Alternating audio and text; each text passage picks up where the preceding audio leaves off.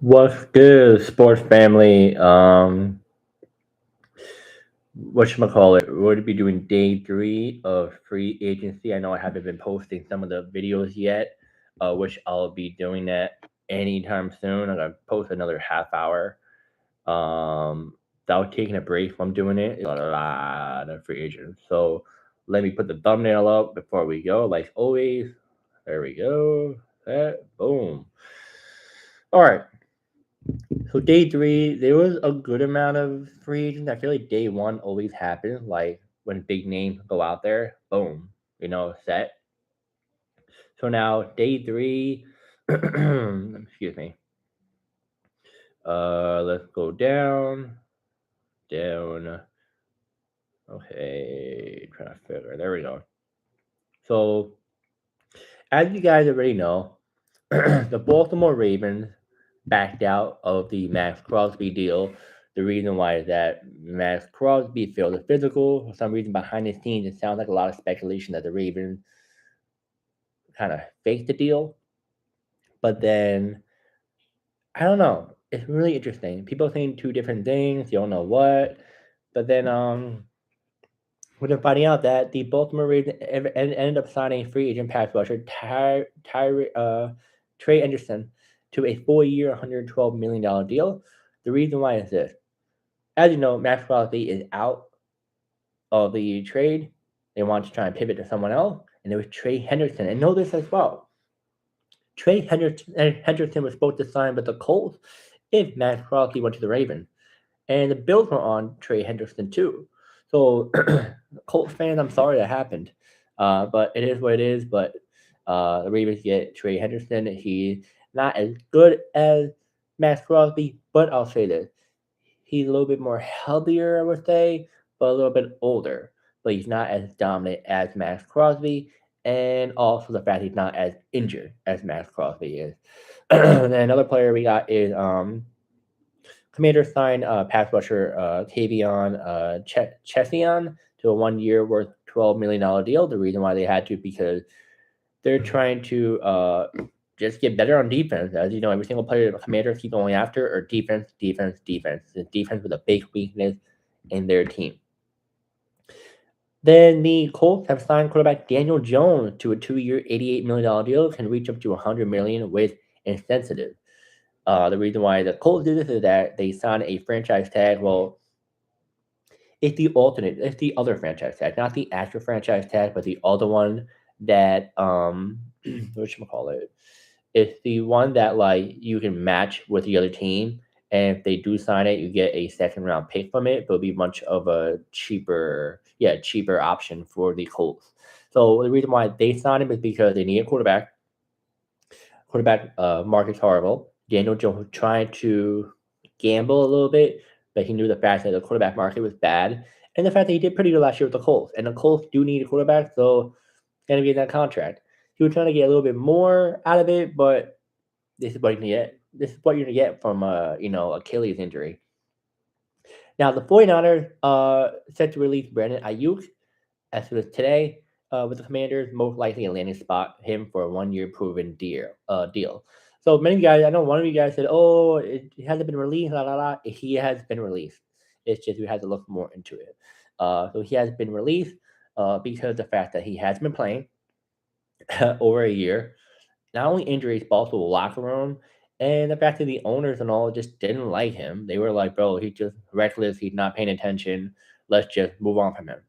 So they let him go. Now, number one wide receiver for the 49ers looks like Mike Evans. And the second option is Ricky Purcell, but it might be an alternate with another wide receiver in that organization. It is what it is.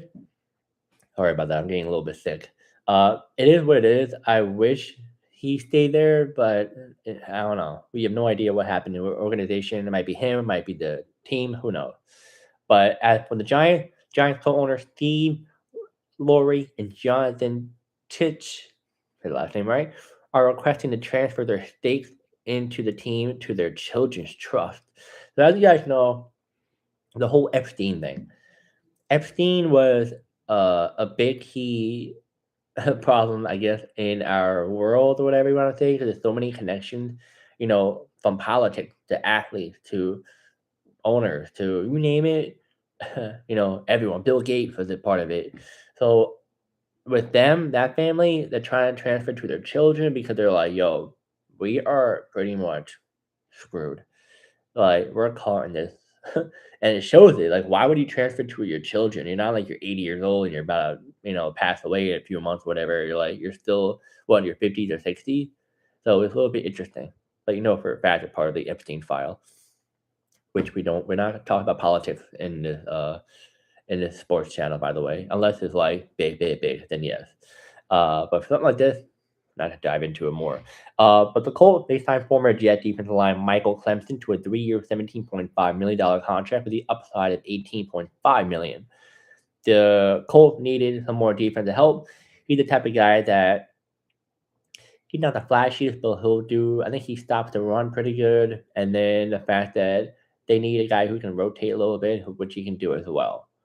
Uh, just know this interesting. This free agent class seems like a lot of people focus on offensive line and a lot of defense. Not that many wide receivers, and not that many tight ends. No quarterback really. Kickers. It's interesting. It's very interesting. But I'll get to more detail later on. My apology. Later on, when we toward the end of free agency to wrap it all up. But it's very interesting so far. So, free agent cornerback safety, my bad. Kevin Byard is signing with the Patriots on a 1-year deal. The reason why they did this because Patriots needed some help on defense. He knows Mike Vrabel. He was in Mike Vrabel's system in Tennessee. He's a perfect fit. And the fact that the Patriots do need help defense as well. Now, the Vikings and running back Aaron Jones have agreed to fix their contract deal that will keep him with the Minnesota Vikings. As you also know, the fact that Aaron Jones' role is much smaller than it was before because of the emerge of the other running backs on the roster. So look for Aaron Jones to more likely, I would say, hey, sit, sit, sit, sit, sit down. I'm trying to get the dog to sit down. Sit down. Damn. Dog don't listen. Back on thing was it looks like Aaron Jones might be a second, third stringer for the Vikings. We're not really sure. I don't know why they even have him, and they're not really going to use him. Who really knows? But just wait and see what happens with him and his career in Minnesota. Free agent tight end Chick Okonkwo. He played for the Titans. Signed with the Commanders on a 3-year deal.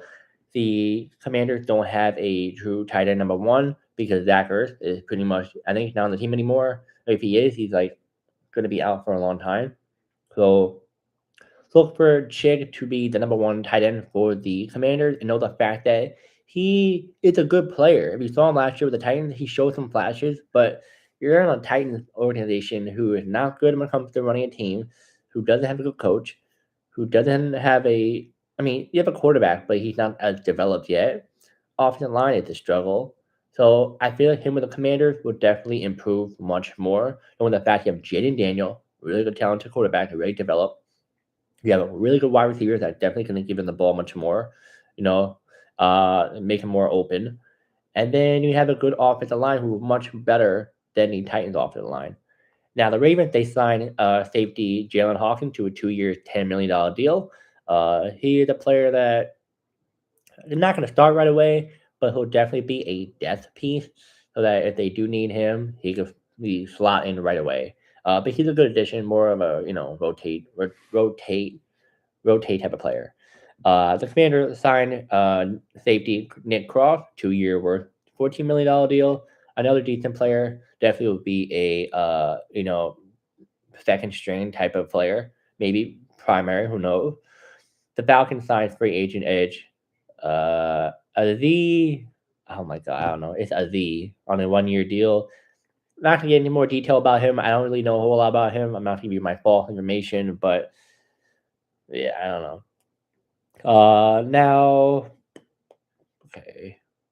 The Vikings have released safety Harrison Smith. Smith hasn't decided on his plan for 2026, and Minnesota is open to bringing him back with a lower cap hit since they let him go due to the money situation. And then Kyle Murray was set to visit the Vikings today to take a physical and is likely to sign with them. But that was 7 hours ago, so maybe it's tomorrow. Who knows? I'll make a video of that soon. And the Buccaneers signing backup quarterback Jake Browning, just a backup behind Baker Mayfield. I don't know if he'll be number two on the depth chart, maybe number three. Now, Raiders are expected to have interest in free agent quarterback Kirk Cousins. It's been rumored that the Raiders don't want to throw Fernando Mendoza into the starting lineup immediately. I like Kirk Cousins. Don't be wrong. I love the fact that he was like good for those years in Washington and all and Minnesota. But I don't know. I don't know.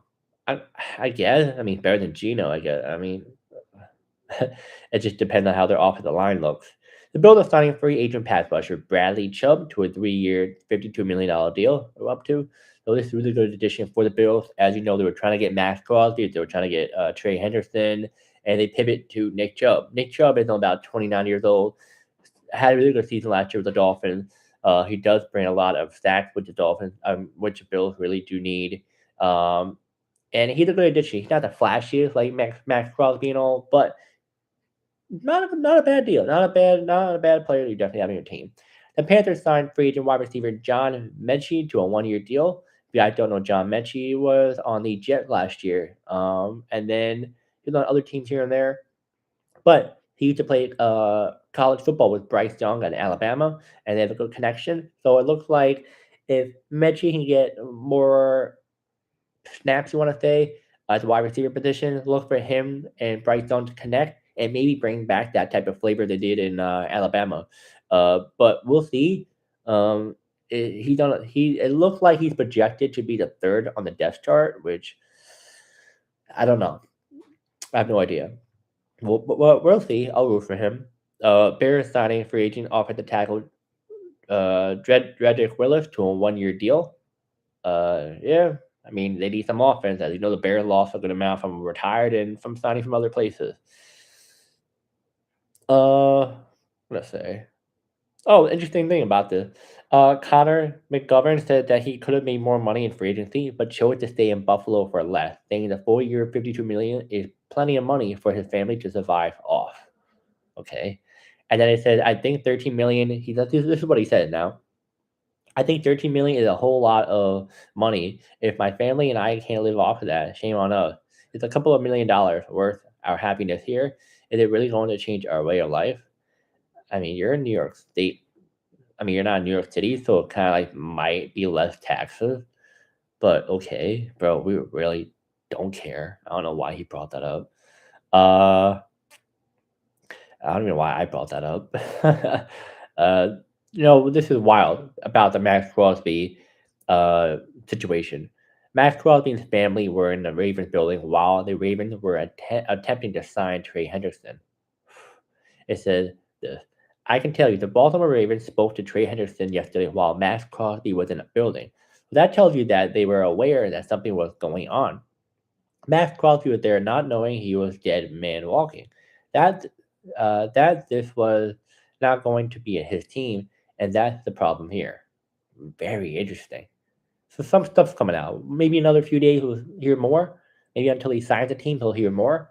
But that's very, very, very messed up. Like, why would you bring him in and then pivot to Trey Henderson if that's true? Packers signed free agent defensive line Javion Hargrave to a 2-year, $23 million deal. Players just help up front for sure. The Jaguars. Now these other few players, I'm gonna make a YouTube short for tomorrow. I'll just tell you guys. Uh, but these are the next few players I'm gonna make a YouTube short for tomorrow. Jaguars assigned former Commander running back Chris Rodriguez to a 2-year deal. I'm guessing he might be a second stringer, but who really knows? I don't know what his role will be. Giants re-signed offensive line Evan Neal, and that's a trade, which I'm thinking about making a long format video for it. But the Cowboys traded defensive tackle Asa, bro, I cannot pronounce some of these names, bro. He traded to the 49ers. And the Commanders have agreed terms with former Chief defensive line Charles Omenihu. 1 year, $4 million deal with a max upside of $7 million. Let me check if anyone else I missed. If you guys have any questions or whatever, let me know.